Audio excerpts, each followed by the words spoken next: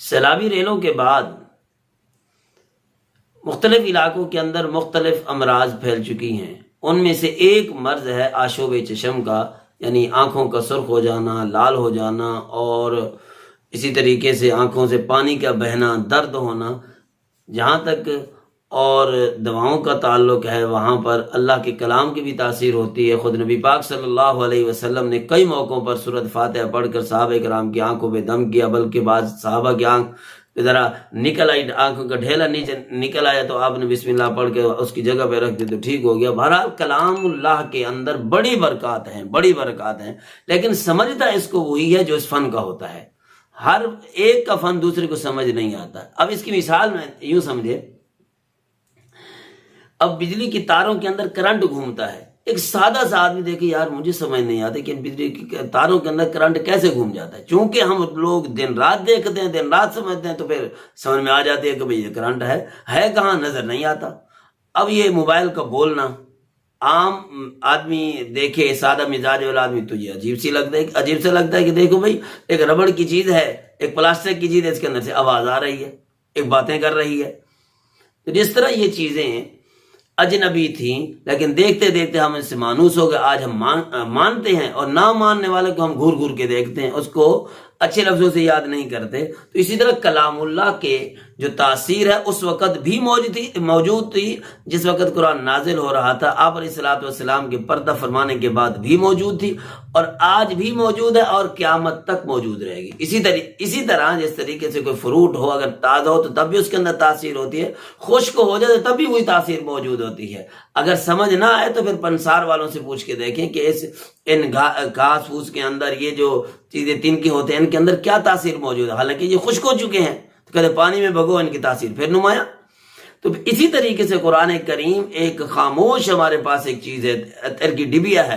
جیسے ہی ہم اس کے قریب جائیں گے تو انشاءاللہ اسی طرح اثرات اس کے نمایاں ہوں گے. صحابہ کرام نے کیا، وہ بیماری نہیں ہوتے تھے، یہ چیزیں پڑھ کے دم کر لیا کرتے تھے. بہرحال 2-3 چیزیں ہیں، قرآن کی آیات ہیں. لکھا ہے کہ ربنا اتمم لنا نورنا واغفر لنا انک علی کل شیء قدیر، اور دوسری آیت ہے فکشفنا عنک غطاءک فبصرک اليوم حدید.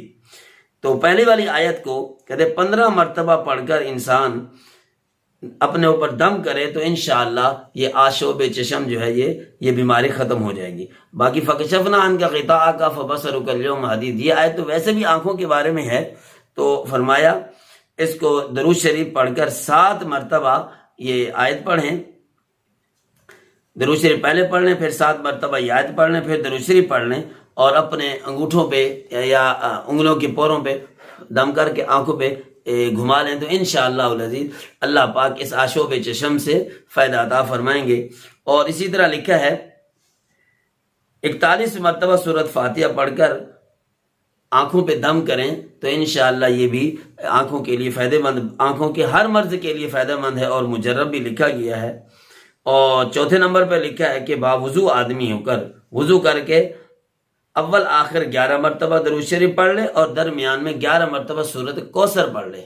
شروع میں 11 مرتبہ درود شریف، پھر سورۃ کوثر 11 مرتبہ، پھر 11 مرتبہ درود شریف پڑھ کے اپنے اوپر دم کر لے تو انشاءاللہ العزیز یہ بیماری جو ہے ختم ہو جائے گی. قرآن کریم کو یقیناً سمجھنے کی ضرورت ہے، پڑھنے کی ضرورت ہے، اور اس کی شفا کا یقین تبھی ہوگا کہ جب ہم لوگ اس کے قریب جائیں گے. دور سے بیٹھ کر اس کی ہوا کو، اس کی خوشبو کو چکھتے رہیں تو یہ بڑا مشکل ہی یقین آتا ہے. جس طریقے سے ہم کسی کو گالی دیتے ہیں نا، یا کسی کو برا بھلا کہتے ہیں، بچے ایک دوسرے سے لڑ پڑتے ہیں، مجھے گالی دی ہے، تو گالی حالانکہ نظر تو نہیں آتی، تو جب اس کے اندر تاثیر ہے کہ 2 بندے لڑ پڑتے ہیں تو قرآن کے اندر کیوں تاثیر نہیں ہوگی کہ جو اللہ کی کلام ہے، اللہ نے اس کو تلاوت فرمایا، نبی پاک صلی اللہ علیہ وسلم نے اس کو بار بار یاد کیا ہے.